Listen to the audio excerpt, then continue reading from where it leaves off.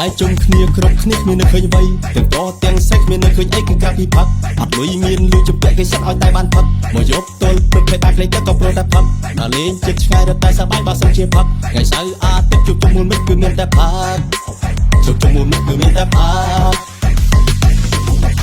ជួយឆ្នាំខ្ញុំមិនអំពុកក៏ទិនក៏ដឹងថាផឹកឡើងផ្ទះការកូនជួបជុំបងប្អូនក៏ដឹងថាផឹកជប់លៀងខួបកណាត់ចាញ់ខែគុនកាត់ក៏ដឹងថាផឹកជួបគេទីនេះពីគេស្រីស្នេហ៍ក៏មានតែផឹកដែលមានសង្សារបែកបាក់ស្នេហាក៏មានតែផឹកបែកបាក់ស្នេហាក៏មានតែផឹកអើយមកអើយកុំនៅបងឯងបងអងនិយាយខ្លះសេតិចរកសាប្របងដូចខ្លែមានហើយចិនហើយកំពុងតែប្រុងចង់ដាក់ងើតកឬមួយចង់ដាក់សាឡុងឬមួយក៏ចង់វាដុំឬមួយចង់ដាក់សាឡុងឬមួយក៏ចង់វាដុំគេថាចេះផឹកចេះស៊ីទៅបាច់ចេះរកខ្ញុំលឺតមកពីពូក្នុងភូមិគាត់រំនិយាយគាត់ប្រាប់ជាថាបើចង់ទៅខ្លាំងកុំអោយចាញ់ស្រីត្រូវចាំព្រឹស្ដីមួយគ្រាយ៉ាប់ភ្លេឬដៃស្អាតស្អាតត្រូវចាំពីស្ដីលើកដៃស្អាតស្អាតខ្ញុំលើកដៃតែប្រាក់ឲ្យស្អាតខ្ញុំលើកដៃតែប្រាក់ឲ្យស្អាត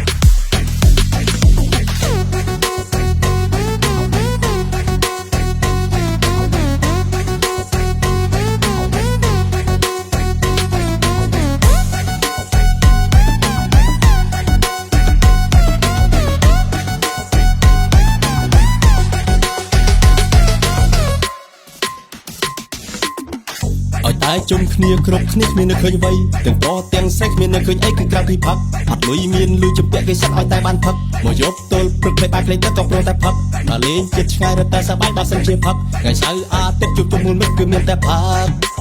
ជួបជុំមូលមិត្តគឺមានតែផឹក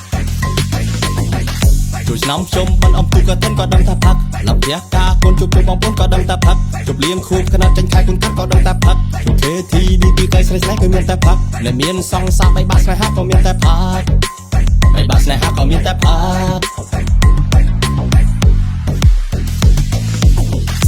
អើយមកអើយកុំនៅបងឯងបងអងនិយាយខ្លះសេតិចរកសាប្របងដូចខ្លែមានហើយចិនហើយកំពុងតែប្រុងចង់ដាក់ងើតកឬមួយចង់ដាក់សាឡុង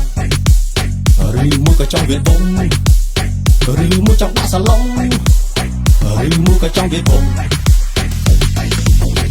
គេថាចេះផឹកចេះស៊ីទៅបាច់ចេះរកខ្ញុំលឺតមកពីពូក្នុងភូមិគាត់រំនិយាយគាត់ប្រាប់ជាថាបើចង់ទៅខ្លាំងកុំអោយចាញ់ស្រីត្រូវចាំព្រឹស្ដីមួយគ្រាយ៉ាប់ភ្លេឬដៃស្អាតស្អាតត្រូវចាំពីស្ដីលើកដៃស្អាតស្អាតខ្ញុំលើកដៃតែប្រាក់ឲ្យស្អាតខ្ញុំលើកដៃតែប្រាក់ឲ្យស្អាត